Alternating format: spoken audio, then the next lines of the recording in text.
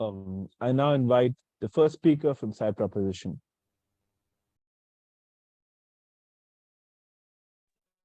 Hey, can I just confirm that I can be seen and heard?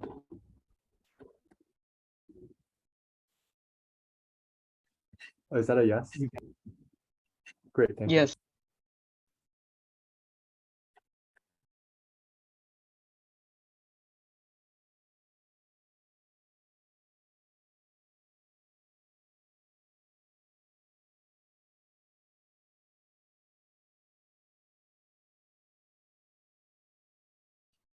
The best way to encourage people to be empowered in who they are, to be empowered in who they love, is to support the movement and support the protection of these individuals. We think on our side of the house is the side in which these individuals are safe, in which they're free to express themselves in a private sphere, in which they don't get public attention that often leads to a barreling cycle of harms that will damage them for the rest of their lives. I'm going to give a bit framing this debate, and then I'll give an argument on why we protect the LGBTQ plus communities within these countries, a second argument on why they stop organic change on opposition side of the House. A bit of framing here. The first thing to note is that the LGBTQ movement will not engage in public displays of their sexuality, things like marching down the street and declaring their sexual freedom, things like holding mass events and campaigning for legal change on our side of the House. Instead, on our side of the House, the LGBT community in conservative societies will focus on encouraging its members to stay safe, to avoid the vigilant and legal prosecution that oftentimes takes place against members of the community, to provide them with safe spaces through which they can secretly engage in their relationships, working on the wrongful detainment cases for people who are arrested for sodomy, and offering counseling sessions to members of the communities who are suffering from abuse and bullying. Third, obviously, in an ideal world, gay marriage would be legal. The LGBTQ community would be able to hold all the pride parades they want. But the context of this debate is particularly the most important thing, that we need to talk about the interests of LGBTQ communities within conservative societies. Note that in these societies, a good portion of people have been educated into believing that being LGBTQ is a sin or is unnatural. So the microaggressions that LGBTQ people exist is not just a structural and legal thing, it happens on an everyday basis. But at the same time, there also exists a degree of change within these societies. All societies progress over time, some just at a slower pace than others. But notice how even in countries like Saudi Arabia, younger, more liberal politicians are beginning to extend rights to women and the LGBTQ community. Change is slowly coming as younger generations grow up. The problem here is that with older, more conservative generations still in charge, they're unable to do that like right now at the present moment. Our first argument, while we protect the LGBTQ community within these countries, I want to note a few priorities of the LGBTQ community within these states. The first is safety. The first thing to understand here is that because these people want, what these people want above all else is safety. Knowing that they will not be stoned if they live in Saudi Arabia, that they will not be prosecuted for sodomy. Sexual liberation and the expression of identity on these streets is definitely important, but they can only happen if you're well and safe and not ousted by your country. Notably, this safety drastically decreases on opposition side of the House for a few structural reasons that I'll explain in the second part of this argument. But secondly, another priority for these individuals is to maintain their LGBTQ status. Many times, members of the communities are happy living discreet lives where they just enjoy their gay relationships as a normal part of their lives without having to tell the whole world that they're gay. These individuals are pressured to come out on proposition for a few structural reasons. The first is because members of the LGBTQ community will encourage them to come out if you attend a pride parade. They will say things like, oh, you need to come out, you need to go to our marches, you need to show solidarity within our community. Notably, this is not a sign of empowerment, rather an existential pressure on these individuals to come out at a time in which they're personally not comfortable doing so. In many cases, people don't want to make their private lives and sexuality a national public issue. For these individuals, opposition pressures them to go out in the world and expose themselves to the entire conservative society. But second, I would argue that many of these individuals just like living their lives. Like LGBTQ people are also regular humans outside of their sexuality. They want things like a good job, a good education, and time to follow their passions. All things that exist independent of who they love or identify as. So the pressure to do things like attend pride parades and public events means that these people are pressured into going into the public sphere. On the first level, this just increases the chance that they're caught or jailed. But on the second level, attending the pride parade itself is just not going to be a good experience. We would imagine this would look like people going on the streets and getting thrown or bottles thrown at them, getting shouted that they shouldn't exist within society. They should go back to there's LGBTQ slum or whatever. So I think that it's just not going to be a good experience. It will probably leave them with many mental scars and things like that. What this means that the protection of the LGBTQ individuals and priorities is an important part of this debate. Why are they harmed? A, because getting critical mass at the public the pride parade and encouraging to stay home and to stay safe are mutually exclusive things. So this means that on the opposition side of the house, your identity is revealed, and it's very easy to be harassed because people know that like this individual particularly is gay because they attended the Pride Parade. But two, the pressure to come out in order to participate in the main events of the community also exists, also increases drastically because pride parades are very public events, and we think this just exists, and there just exists an unhealthy amount of pressure where these individuals are coerced into this, like going out when people just want to live a private, happy life. But sorry, this is just a sad and depressing event where people participating in it. Oftentimes, they will look like things like violence within these events, and just you get a massive amount of backlash. But we think that the experience at the event itself is not going to be empowering, anyways. But before I move on to the second argument, I'll be happy to take a point. The second argument is on why they stop organic change on their side of the house. As we characterized to you in framing, organic change is already happening. Every bit of legal, every effort liberal politics have put into subtly liberalizing society. The first thing to note here is that associated LGBTQ movements in the conservative society with movements in the West. Movements in the West are super extreme by conservative country standards and opposed by the vast majority of people. So this is not necessarily for the LGBTQ aspect of things, but also for the sexual liberation aspect. This association is bad because you lose unnecessary support for people who are fine with the LGBTQ movement, but are opposed to sexual liberation, like the types that you get in the West. But number two, we would argue that public anger grows. When the LGBTQ community is in the public eye, people who are uncomfortable about it because of religious values are forced to face what they consider super sinful and unnatural over and over again as a result of these parades. The vast majority of people don't really care about what happens beneath the surface. Many conservative countries get away with things like the police force not actively trying to catch sodomy crimes because not a lot of people care about these things. This public display of pride means that conservatives are seeing what they consider a crime right in front of their very eyes in a very flamboyant, exuberant display of people in like tutus and different sort of like radically colored clothing. So oftentimes this means that this particularly gives them the incentive to try to call out for broader change and call for the suppression of the movement. Political pressure also grows for the government to do things like just wipe out the chains of communication and covert meeting spots that we support. Notably, this cuts into all of the organic change that is already happening in countries like Saudi Arabia, where women are gradually getting more rights, in things like the Olympics, where there's more equal representation. We think all these things are happening on our side of the house, even within conservative society, in a gradual process. Whereas on their side of the house, because of these flamboyant displays in which you bring this matter to like the attention of people who are like religiously conservative, or no, thank you, it's protected time. Like religiously conservative or have like different biases within them. We think this is a massive harm to like just on a broader scale because it means that you decrease the progress of the movement. It means you attract unnecessary attention to yourself. It means that these people no longer feel safe and no longer feel loved because they have to focus on their sexuality besides the other aspects of their life that they love. We think staying safe and staying discreet is unideal, but it's the best case in this world because it means that you don't get stoned, because it means that you don't live a life which you will regret very, very much later. We're proud to propose.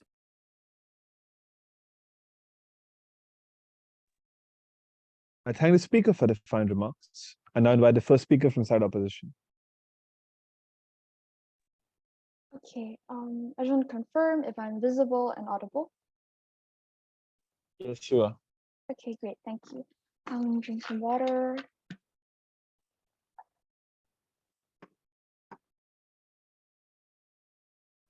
Okay, verbal POIs.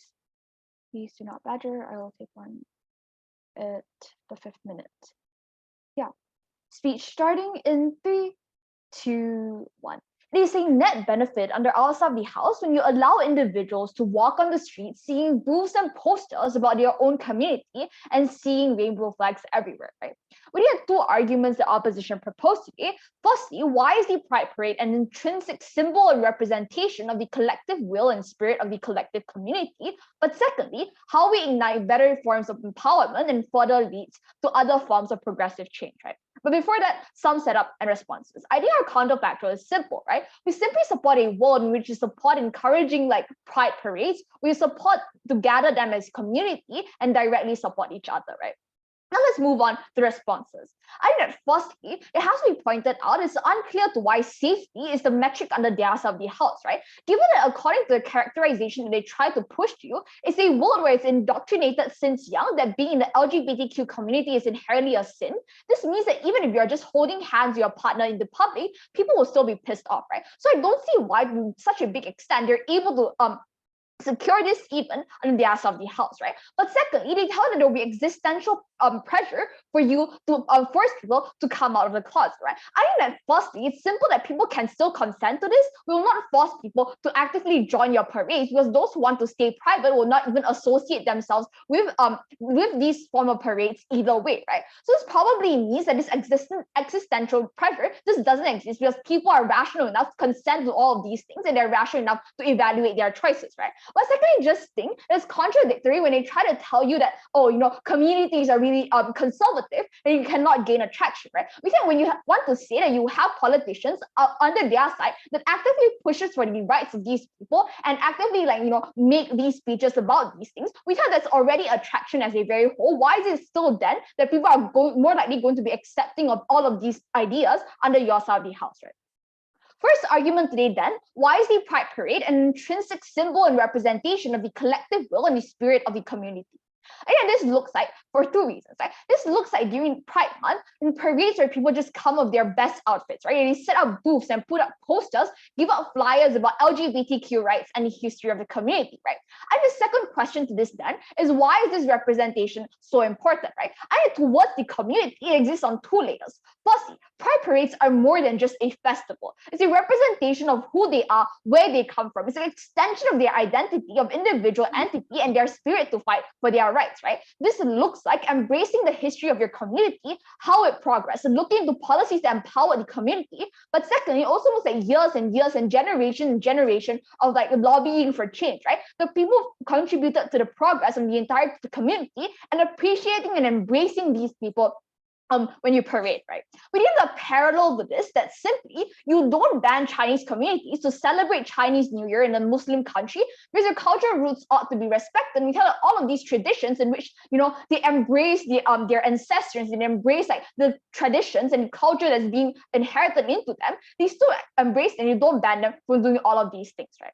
I think the third layer then is, why is this principle particularly important under our side of the house? I think that this reason is simple, because these platforms exist exclusively in the outside of the house. You actively allow individuals from these communities to embrace their identity, right? This already exists in the process of the preparation and the hope that you ignite, right? That this simply doesn't happen in a world where you force them to just cover who they are and not tell people and not allow them to embrace their identity, right? I'll take you later. Fourth, in terms of the conclusion, I think it's simple that since you asked the LGBTQ movement are instrumental in planning these parades in the very first place, it's your incentive to continue to push for this, because you need your community to feel that pride, to be themselves in a place where they're systematically oppressed, right? Before I move on, yes, PR. Pride parades march through public streets. Explain why your parade is still empowering when people are being pelted with stones and spat on by a crowd of onlookers way larger than the parade itself. I think firstly, in terms of marching in the streets, just means that you're marching with your group of friends, right? And you prepare your outfits, your group, your friends, even if that they might be things that people would throw hate at you. We thought it's still better because you have your community there right beside you in order for you to cope with this all together, right? We already told you that even if you do the simplest things like holding hands with your partners out there, people will still shame you for it, right? You have to engage with this before you point out that POI. I think the second argument today then is how we incite better forms of empowerment to lead to further forms of progressive change. I think this directly clashes with government in terms of which approach is the best way to empower these individuals and fight for change. And first layer to this, how does this empowerment materialize? We tell it happens on two folds. Firstly, when you have the community bonding in preparation of pride parades, right? When you have people gathering together to prepare the flags, the keys that people need to wear, rainbow products all together.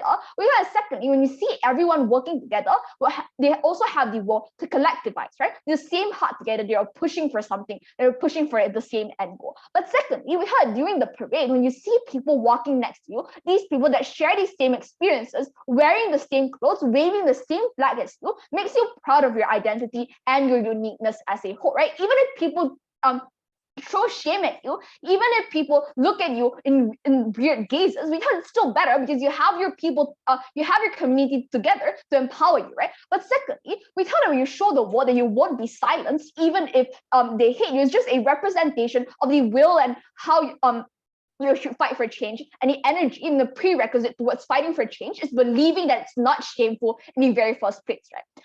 On the second layer, this empowerment looks like, firstly, when you have a signaling effect to the rest of the society that they are proud of their own community, right? When you get to an individual person, this happens on two layers. Firstly, when you're empowered by seeing that you have a means to express yourself, notice how in these conservative societies, these people are directly oppressed, right? This is their way of having hope. But secondly, it's important that you don't feel alienated. You don't think it's weird for you as a guy to maybe wear skirts because the people beside you during the parade also does the same, right? But secondly, we tell it in terms of the people who are closeted, seeing this, they are braver to be themselves because they see how people are just like them, who experience the same things as them, are not ashamed of who they are, right? They already empower them and make them feel more comfortable in their own identity in two ways. Firstly, just seeing other individuals who are brave enough to express themselves empowers them, right? Encourages them to speak up. But secondly, that's important because especially within these conservative states, people are surrounded by the individuals and communities that are not LGBTQ friendly. They question themselves to a very much extent and whether am I a sinner or not, right? This means that you directly encourage these people to know that, oh, they are people like you outside. It's not really that you're weird, right? It's that people don't understand you, and you eventually will find the community of people that will accept you at the very end of the day. Proud to oppose.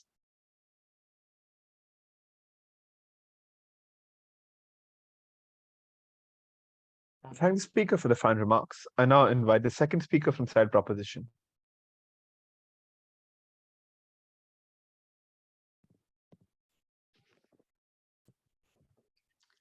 Hi, can you see and hear me? Yes. Okay, cool, thank you.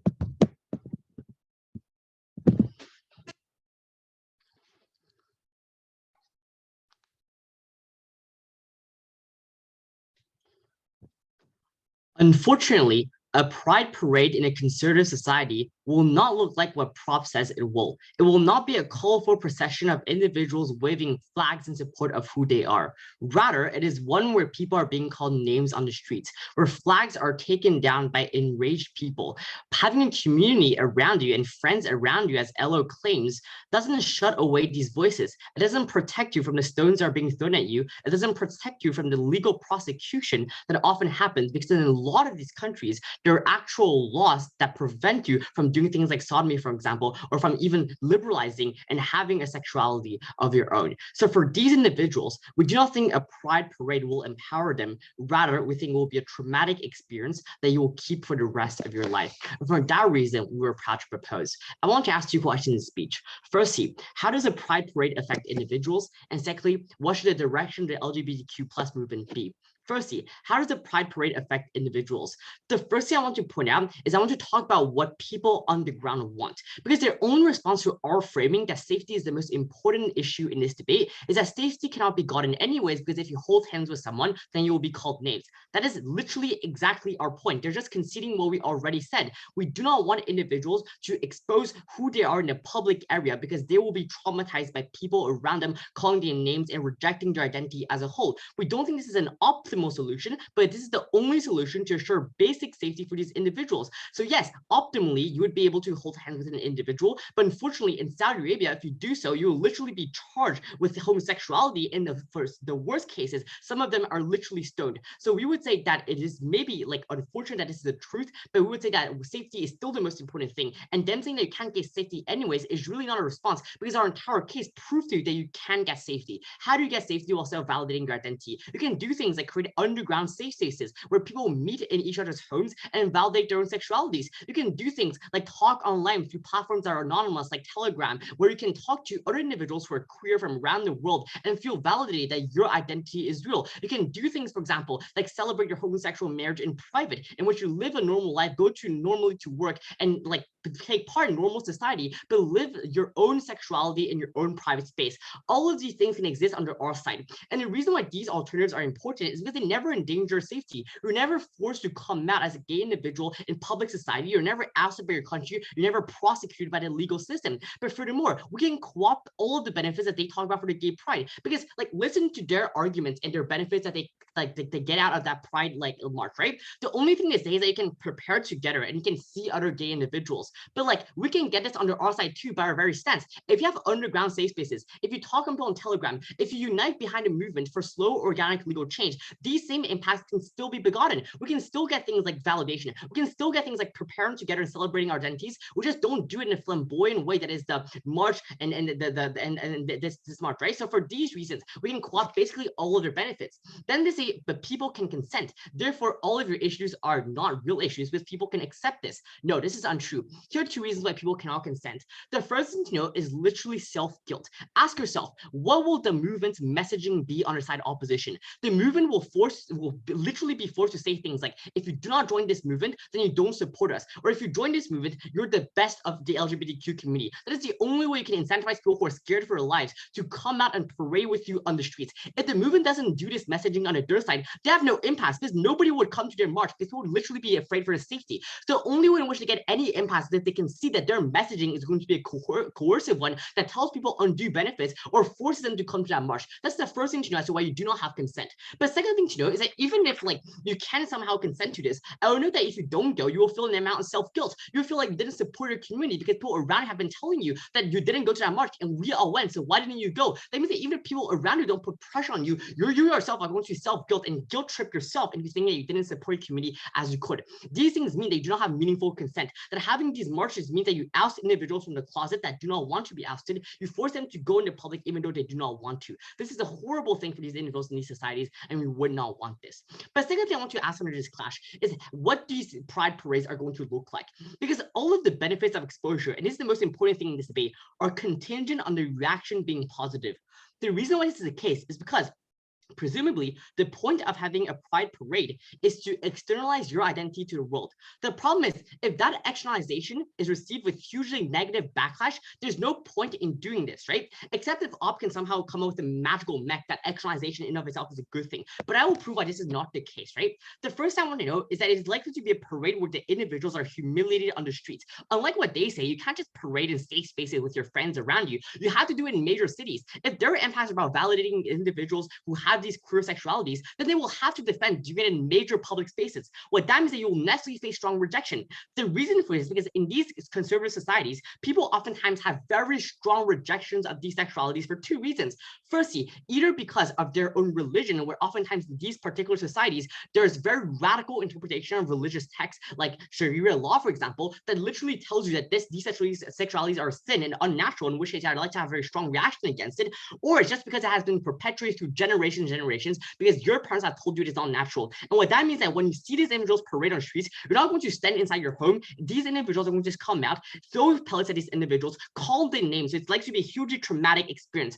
And they try to outweigh this by saying, but you will remember the positive things. No, the thing is, through evolution, the human mind remembers negative experiences more than positive experiences, because negative experiences hurt you, and that is what you remember. You remember the pain. So even if you feel like happiness, this happiness will be outweighed by all the names you're called on that parade. But outside of immediate rejection, the media will also call you names. They will depict you as a funny and unnatural defined movement, and that means that you hurt the entire movement in that country.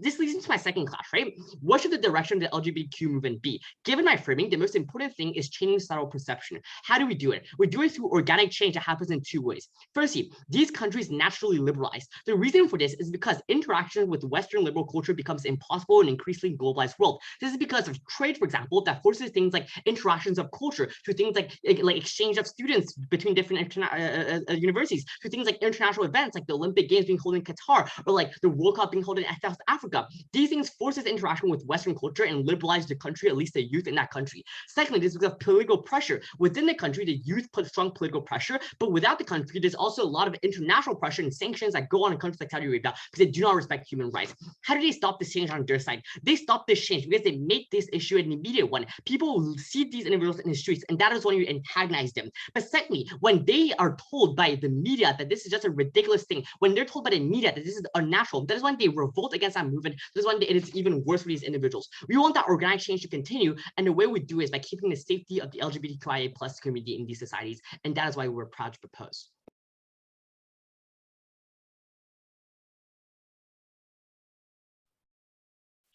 I thank the speaker for the fine remarks. I now invite the second speaker from side opposition.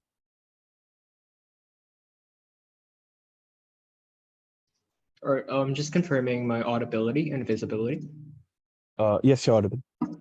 Or just give me a second.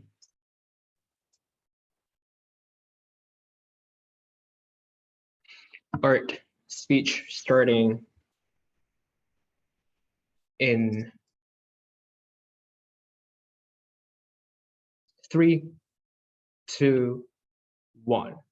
Proposition says they are able to get temporal gratification and temporal collectivization on underground facilities and etc. But what does that actually mean? That means you constantly have to hide your identity on a daily basis. That also means your constant worry on a daily basis that circulates the entirety of your emotions of being afraid that those underground facilities will be discovered. We don't think that is what we prefer to live in on the side of the proposition that is ambiguity we oppose. Three questions actually in the speech. First of all, I want to address the principle. Second of all, I want to talk about the safety of individuals with the entirety metric of the proposition. And third of all, I want to talk about which side actually gets more change. First of all, in terms of the principle, our principle in opposition is that a lot of times the Pride Parade is in of itself a symbol to the LGBTQ community as a collective. We parallel things like, for example, the festivals which each and every single one of the community celebrates independently, and that possesses unique values to themselves. Their response in second was, oh, but a lot of they asserted that they suggest that it's likely to be associated with backlash. Henceforth, we don't get the kind of like ideal parade we want to have. First of all, their analysis here that individuals likely to get humiliated. I want to fact that individuals already get humiliated on a daily basis anyways, exactly because of the incursion characterization that the entirety of the proposition badges upon with regards to how coercive these communities in of itself are and how anti-LGBTQ these communities are. You're more likely or not to hear things like anti-LGBTQ rhetorics on a daily basis. Things like your friends calling gay people just calling gay people not deserving of rights. Things like just the way joking around LGBTQ community like identities as a collective. These things already exist on a daily basis. The fundamental principle that if not responded to is the ability for it to literally, these things already exist on a daily basis. The contention they need to contend with is why in the instance we're already numb towards these things. In the instance we already see these things on a daily basis. Why does that literally tribe the representation to which you're able to get when you're able to walk in the streets with your friends? They say, oh, you're gonna get thrown by stones and etc. That is unlikely to occur because obviously if you throw stones at people and people get hurt, that in of itself is an act of harming other individuals and you get punished by the CGS in of itself that applies symmetrically on either side. So at best the claim boils down to you're going to be called names, etc. We say these individuals don't care at all. What they care more is a symbolic representation of these individuals are. The conclusion to this principle clash is that the entire representation and the ability and the proudness which you feel when you're able to walk on these streets to tell the individuals that in fact I am gay, to tell individuals in fact that I am a part of the LGBT community is one that is intrinsic on the side of the opposition. I'll wait this later, but simply this is not engaged with. Let's talk about the safety of individuals with each primary metric they want to have. They say, people are likely to get cracked down. I'll suggest it is unlikely to occur for three structural reasons. First of all, even if we're talking about conservative states, we're not talking about extreme states. Even if they're conservative, they still have an incentive to maintain their position of power. They still want to get votes. So it is unclear as one their set of house in the process of democratization, they're likely to want to shut down every single one of these individuals on the ground and actually antagonize them. But second, I would argue it actually hurts the image of the state as a collective. Realize even if people do not support LGBTQ community, the families of the individuals, people just generally don't like crackdowns as a collective because it shows a precedence that the state is pivot towards using violence to solve issues. But second, I would say it is general human intuition to not want to have violence that is imposed upon them. That is why, particularly in their set of house, you're unlikely to have massive amounts of crackdown, even if these parades actually occur. Thirdly, it is the backlash from the individuals. Realize if like for example, you have like for example, the families of these communities as a whole, even if they do not support their identity, they still generally care about these family members because literally it's their son, it is your daughter, it is the individuals to which they're biologically related to. So if you crack on these individuals, we suggest they're still more likely to backlash against this because we don't think generally identity in of itself is a sufficient reason to justify a crackdown in of itself. So in your set of house, you're still likely to get massive amounts of backlash. That is why crackdown in of itself is unlikely to occur. In the extreme instances we want to talk about Saudi Arabia whatsoever, we say that it's unlikely to exist on either side of a house. They didn't say, oh, you're still able to enjoy some level of representation there set of house because simply you have like underground facilities and you're able to collectivize in places where no one knows. First of all, we split this against them. If the state is so bad as per the characterization in extreme context, you see religious crackdowns actively on these individuals. Things like actually verifying whether or not you're gay. Things like actively crack down on these forms of infrastructures. Things like having active investigations and to literally search out and literally to expose and to search for these forms of destinations which they collectivize. All of these things do occur in your set of house. But realize on your set of house it is worse because in an instance we already have to when they already, it's on your side of house is worse, because in the instance where they already have to conceal their identity on a daily basis, now in an instance where in a Pride Month, for example, they still lose the ability to parade out there necessarily as a whole. Really, they still have to actively hide identities on your side of house. But let's examine on which side of house you get the better forms of representation to begin with. On their side of house, you have to actively hide your identities. You actively have to, you are in a constant state of worrying their identity is likely discovered. On our side of house, we don't, in the instance of that you already suppress a lot on a daily basis, you no longer have to suppress, and you now have the ability to walk so proudly on the streets. We think that is comparatively better. But on third issue I want to address in this speech, therefore, is on which side of house you get more change, right? Their mechanism was political pressure grows as movement grows, and therefore change is likely to occur organically out of a sudden. Here's the tension. On one hand, they're telling us that people are conservative, and religions therefore unlikely to support changes, and in fact is not likely to occur. On the other hand, they're saying that, oh, organic change is likely to appear out of nowhere and happens naturally. If people want to be safe on their side of the house, they cannot support organic change happening, because, and here are a couple of reasons exactly why change is unlikely to occur on their side. First of all, exactly because of religious communities and everyone together that actively opposes you. They're saying, oh, it happens, their second speaker claims, oh, it happens in the interaction of culture with the West. Great, religion is still not going to agree that gay people have rights. Islam is not going to say that gay people isn't, gay people are acceptable whatsoever. Even if they can progress, we suggest in the absolute best case, it's going to be stagnant at a point which religion is unable to make any forms of compromises on your side. People continue to hide within the closet and stay silent on your side of house as well. So that's why you don't have mass support on your side of house. You don't have individuals actively standing up to want to have change. Literally, that is why on your side of house change is unlikely to occur. On our side of house, what happens is when you have protests and you have parades on the streets, you allow individuals to directly visualize the impact of these individuals on a principality. We told you why this is important, alluding back to the principal claim we had, because understand that there's a sense of empowerment you cannot get elsewhere, because the ability for in the process of preparation for the parade, in the process of being able to march through the streets, irrespective of identity, the sense of empowerment, the sense of proudness in of itself is important. But even if yourself is not empowered, we say that signaling effect in of itself is important. For that particular kid who's hiding in the closet and hates their identity as a collective, we think it is empowerment for them as a whole. The empowerment is trickled down to an everyday basis, which we think is most important impact in a realm. But even if crackdown does occur, why do we think it's not why do we think it's still problematic, and why do we think that it's not beneficial? First of all, we told you that people can actually consent, right? They say, oh, you're gonna force people to join. That is untrue, because if people are forced to join, they will quit the community anyways, but that's why it's unlikely to occur. But realize no future safety is literally guaranteed in their side of house. You're still constantly living in a cycle where individuals are worried about identity. It is only on our side of house we reflect out and step up against oppression. We say even if all these things do not happen, actively opposing these forms of structures in of itself is a good thing to begin with in principality. For these reasons, I thank the speaker for their fine remarks. I now invite a third speaker from side proposition.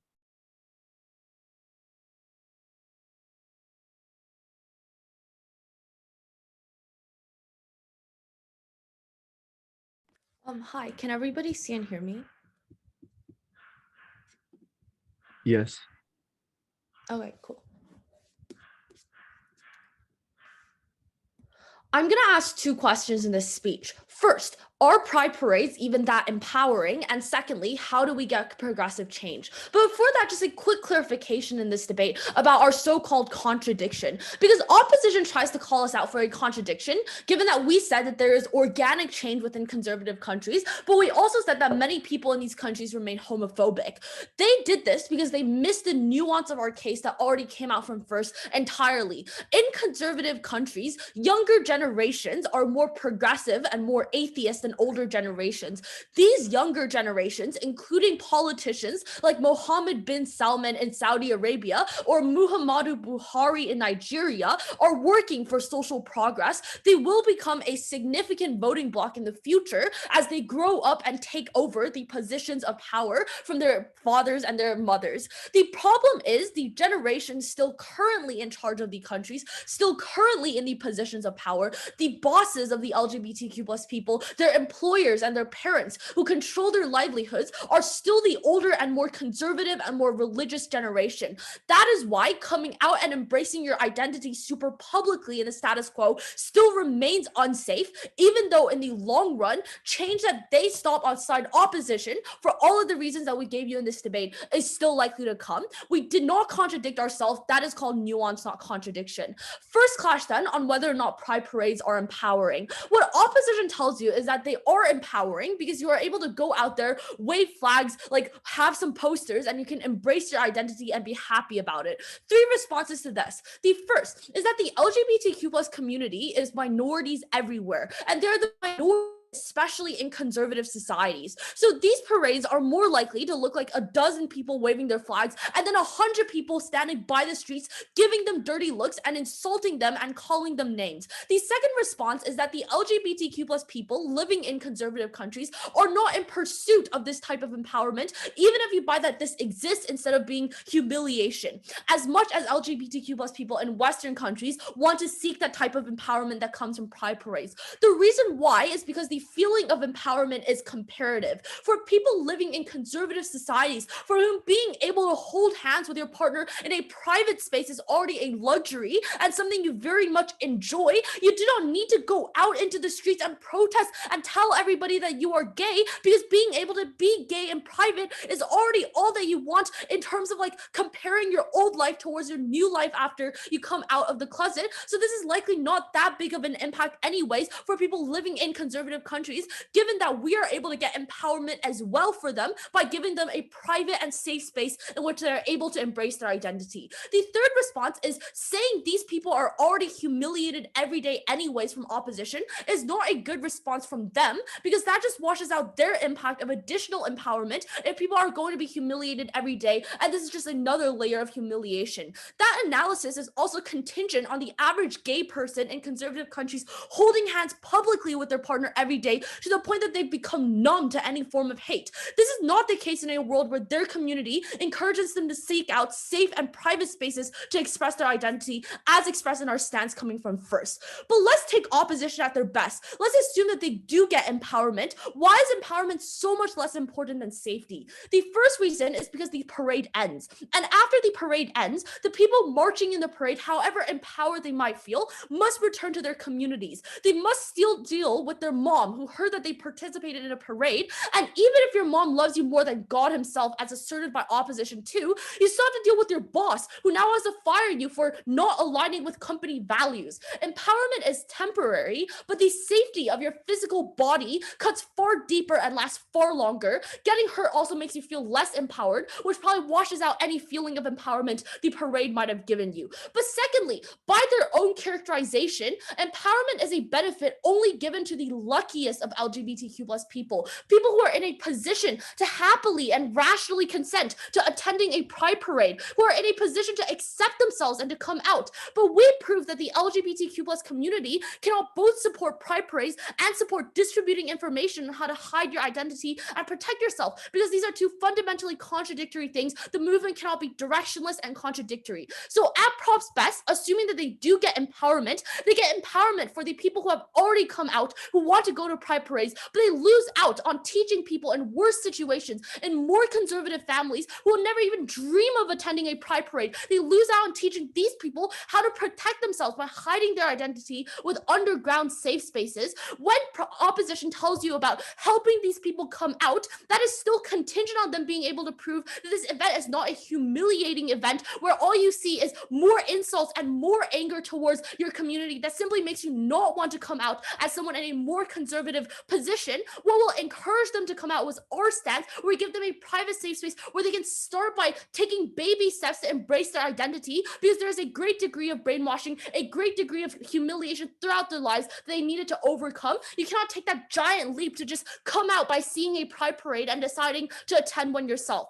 Second clash, how do we get progressive change? And I think that this is the area of the debate where we are winning super clearly.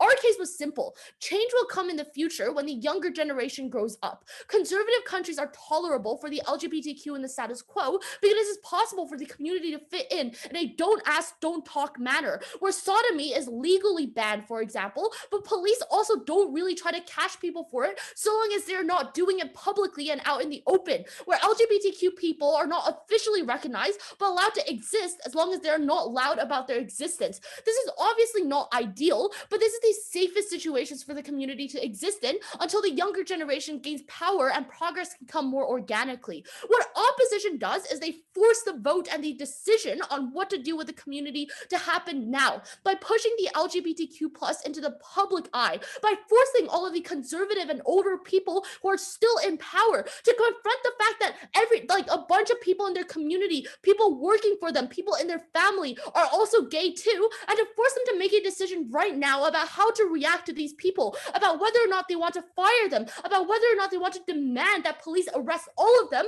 for attending a pride parade and coming out publicly as gay and likely engaging in things like sodomy.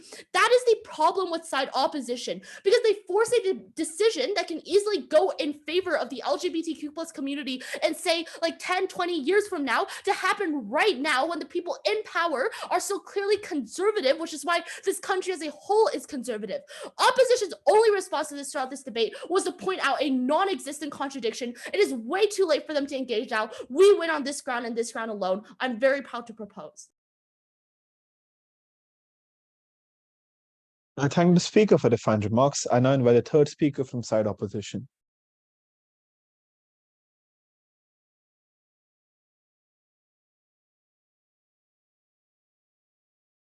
Hi, just checking if I'm audible and visible. You are. Okay. I prefer my POI given verbally. I will take you after 5. Yeah, so give me a minute to set my timer.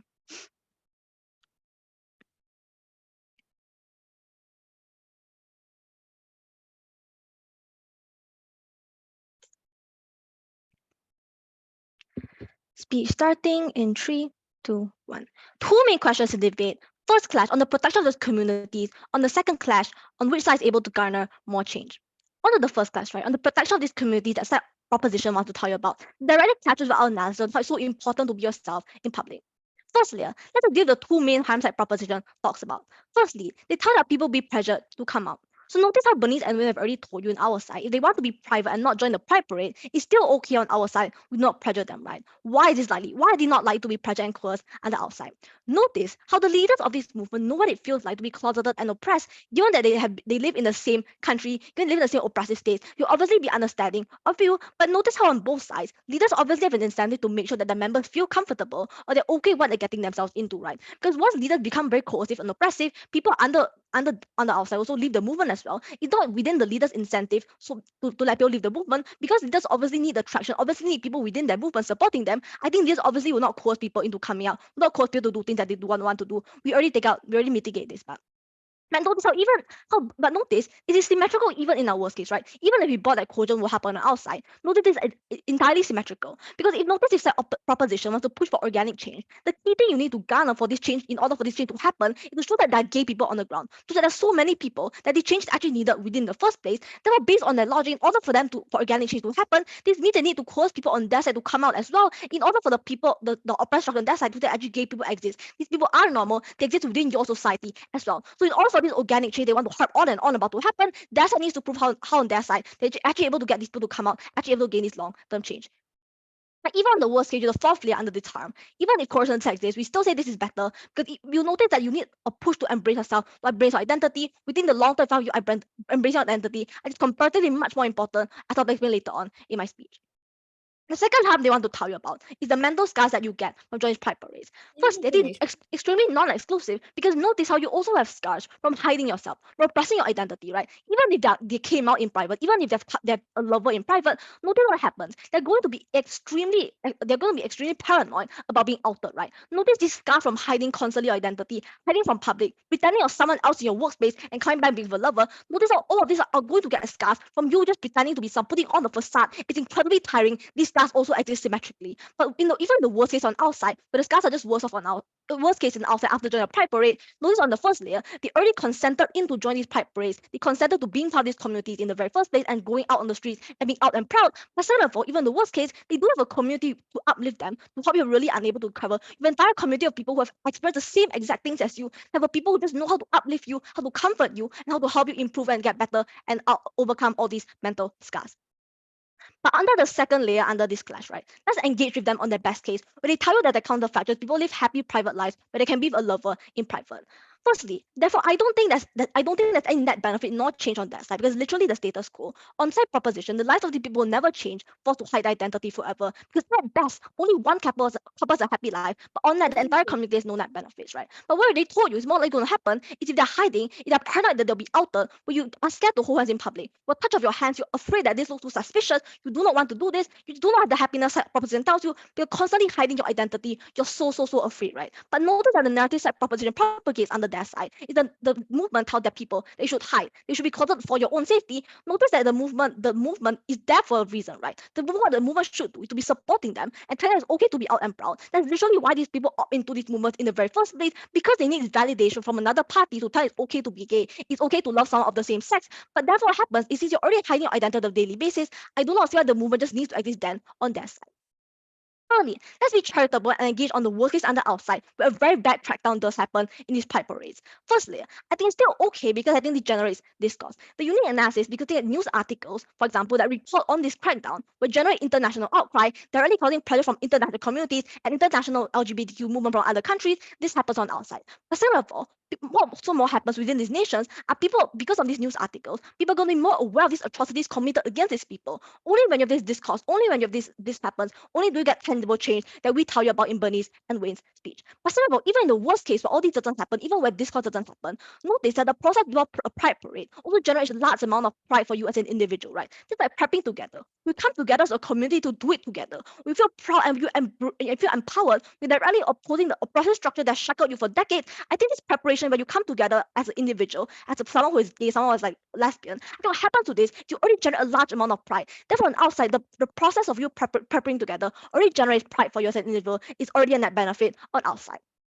Fourthly, why we in this clash, the material why we tell you that is so important, because our response already were the main argument on safety, but many times we've told you multiple times again, how on outside we're able to generate unique sense of identity, a community that are able to march out on the streets together, hand in hand, waving your flags, pushing that you are an individual that shouldn't be oppressed, shouldn't be silenced, or you directly feel that you have a voice in society.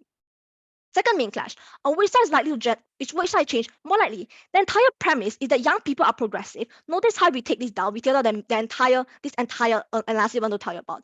I think nuance here, they try to put you is inherently untrue. Because notice that the prerequisite for change. I'll take you now, yeah.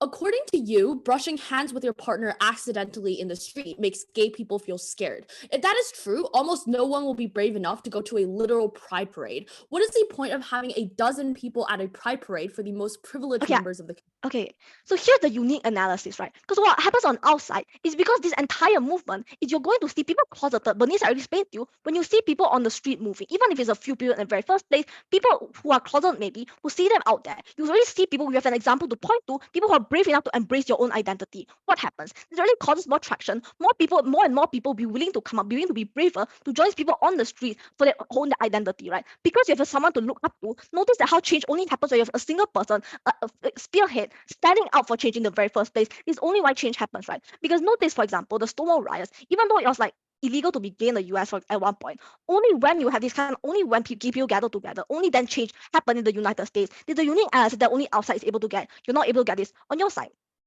But notice, because the prerequisite of change on that side is people fighting for change to support you, right? This doesn't happen on your side of the house. You want to say underground, don't publicly give any statements. It's unclear to why constitute the fact that they're shameful and should hide themselves identity. They're motivated to fight for this stand.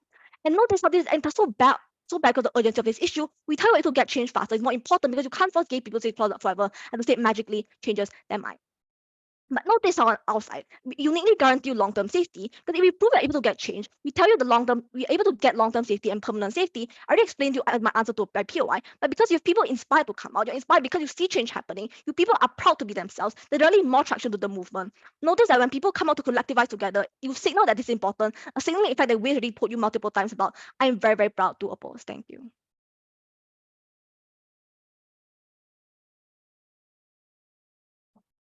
I thank the speaker for their fine remarks. I now invite the opposition reply.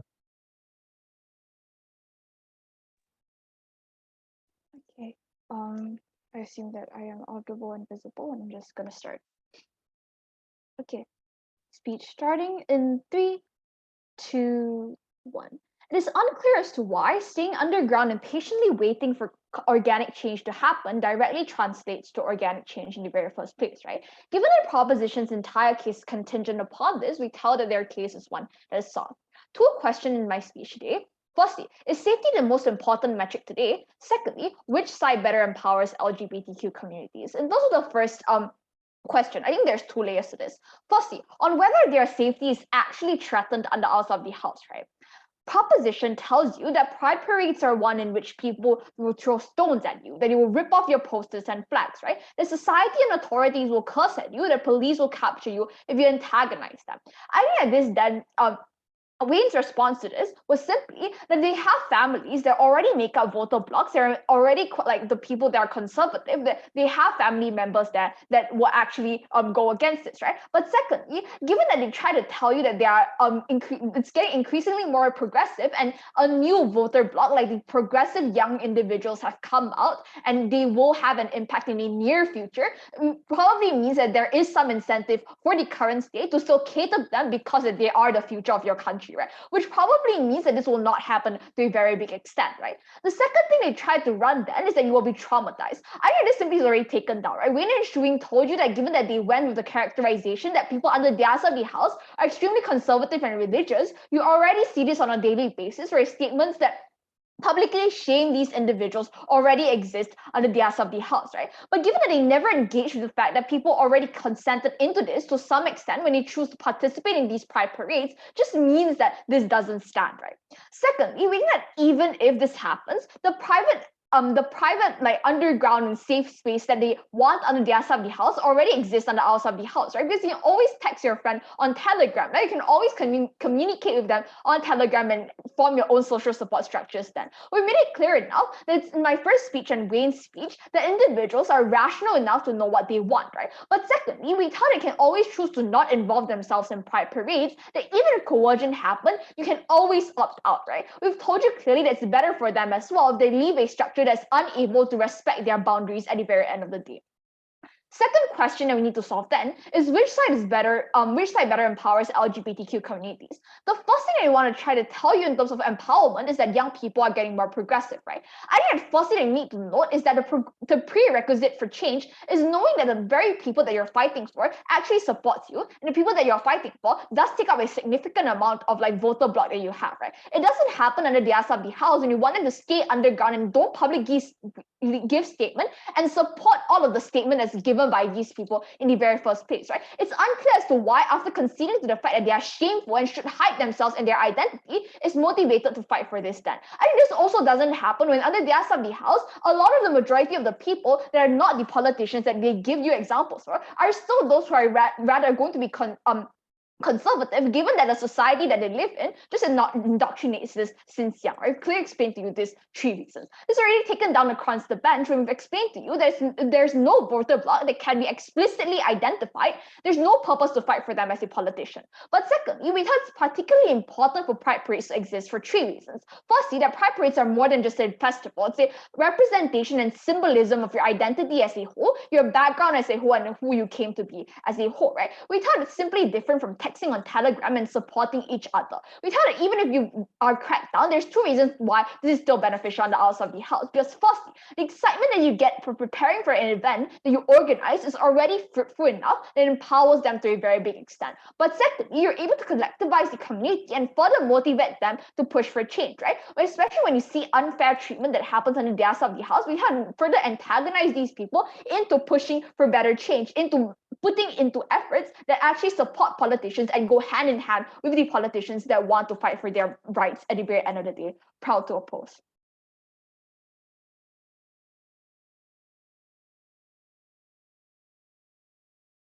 I thank the speaker for their final remarks. I'd now like to invite the government reply to conclude this debate. Here.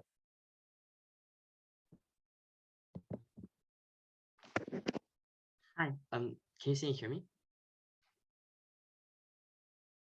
I can. Okay, thank you.